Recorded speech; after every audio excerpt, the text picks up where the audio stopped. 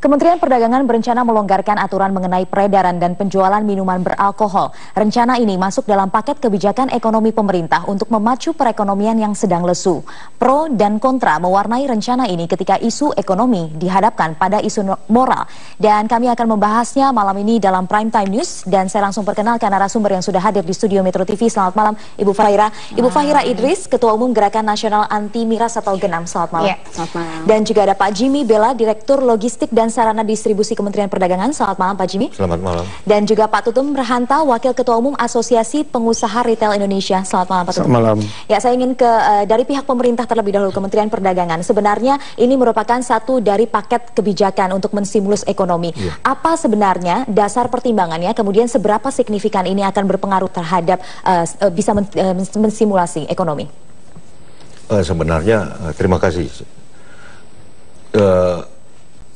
Awalnya ini digulirkan ini karena dalam salah satu paket kebijakan diregulasi oleh pemerintah, yaitu yang dikoordinir oleh Menko Perekonomian adalah salah satunya adalah mengenai kebijakan minuman beralkohol. Ya. Yang diminta kepada Kementerian Perdagangan adalah merevisi peraturan Dirjen Perdagangan Dalam Negeri nomor 4. Intinya yang ada di yang diminta ke Kementerian Perdagangan untuk merevisi Perdirjen nomor 4 itu adalah mengenai kawasan wisata. Karena itu memang muncul berbagai polemik.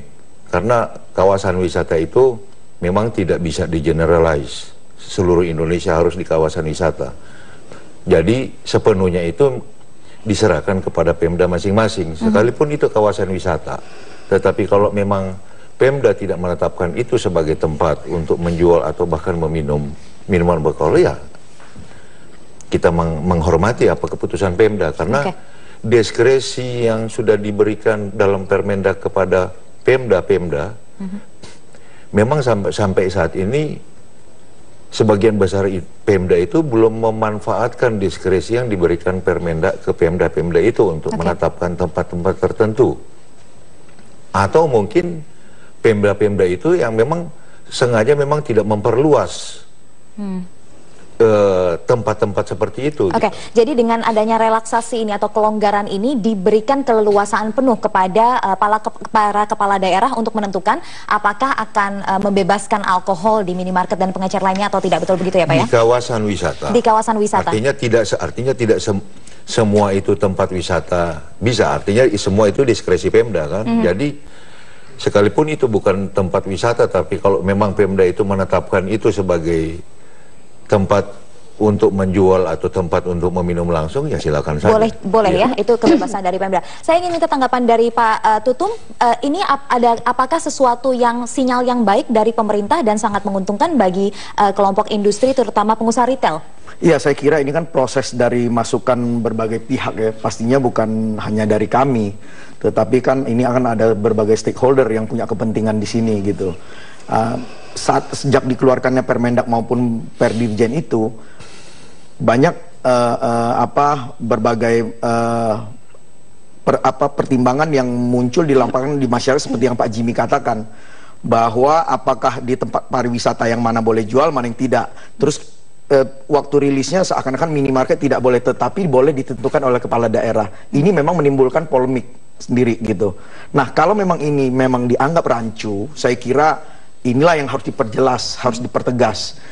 Kita sudah melihat beberapa daerah, contohnya di Jogja ini, ya saya sampaikan ke Bu Fahira juga, mereka lagi menyusun yang diperbolehkan nantinya gitu Bu. Ini lagi dibahas. Nah, di tempat berbagai wilayah, Sulawesi dan berbagai tempat di Papua, kita melihat memang minimarket jaringan yang anggota kami belum ada di situ. Faktanya pengecer-pengecer biasa juga menjual. Nah, ini kan harus dilihatlah satu kerangka yang keutuhan gitu. Jadi tidak bisa hanya lihat kita sejabotabek. Yang Permendak yang lama pun peraturan yang lama pun memang diberikan kesempatan kepada pemerintah daerah untuk mengatur wilayah mereka gitu. Oke, jadi Anda menyambut positif adanya relaksasi ini? Pasti, karena ini menimbulkan beberapa kerancuan untuk melihat peraturan tersebut.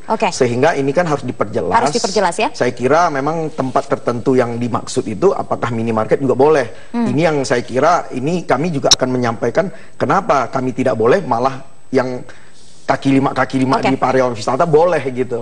Baik, saya ingin ke Bu Fahira. Bu Fahira, jika ini kemudian dilakukan sebagai salah satu cara untuk menstimulasi ekonomi begitu ya, ketika kita sedang lesu, apakah Anda sepakat dengan pemikiran ini dari pemerintah? Saya tidak setuju ya. Sepertinya kok Menko Perekonomian tuh kehilangan ide ya. Sebetulnya masih banyak industri lain yang bisa dimasukkan ke paket, dan ini sebetulnya tidak perlu. Karena apa? Saya melihat ya, saya memperhatikan aturan miras yang ada di sekarang ini sudah sangat longgar. Permendak 06 itu sudah longgar dan dilonggarkan lagi Perdirjen 4 tentang tempat-tempat wisata ya. Harusnya justru ya sebelum mengeluarkan suatu aturan itu, saya hari Senin Pak, ingat pagi saya mau minta ke Pak Menteri, saya minta mana kajian filosofis, yuridis dan sosiologis ya. Dan saya juga minta ke Pak Menteri atau pemerintah apakah sudah mengkaji ya secara sosiologis tuh dampak sosialnya. Tadi mohon maaf saya mau koreksi, bukan hanya versus isu moral, tapi isu kesehatan. Isu kesehatan, lebih dalam lagi ya. Karena apa? Saya minta nanti aturan yang ada itu tidak mengganggu Permendak 06. Permendak 06 sebetulnya sudah sangat longgar ya. Saya tidak ingin di minimarket ada lagi. Kalau misalnya minimarket ternyata nanti diizinkan lagi, itu kemunduran. Sangat-sangat kemunduran ya. Kalau alih-alihnya untuk wisatawan tuh bisa minum di hotelnya, di bar, di restoran ya. Sekarang saya mau tanya, mungkin yang paling senang Pak Ahok. Ini kan beritanya kan Pak Ahok semua jambut gembira ya. Sementara gubernur lain mungkin NTB saja sudah menolak. Saya mau tanya sama Pak Ahok, apa yang sudah Pak Ahok lakukan ya untuk masalah pengawasan miras selama ini di Jakarta yang banyak sekali pelanggarannya ya. Belum bicara masalah bir dan lain sebagainya. Kan harusnya pemerintah daerah juga memperhatikan masalah miras-miras oplosan. Pak Ahok tidak memperlihatkan upaya keras ke arah situ. Kok tiba-tiba mau melonggarkan lagi? Longgar yang seperti apa? Yang penting saya rasa ya, harusnya tempat-tempat yang sudah ada ini kan sudah cukup banyak. Mau di mana lagi? Saya mau tanya, mau di mana lagi ditempatkan toko miras yang baru? Baik. Nah, ini pertimbangan isu moral dan kesehatan. Yang paling penting juga adalah tentu ada hitung-hitungannya mengapa kemudian minuman beralkohol ini dimasukkan dalam paket kebijakan. Seberapa signifikan ini bisa menstimulasi? Mungkin ada hitung-hitungannya, kita akan bahas setelah jeda berikut ini. Pemirsa tetaplah bersama kami, Prime Time News akan segera kembali.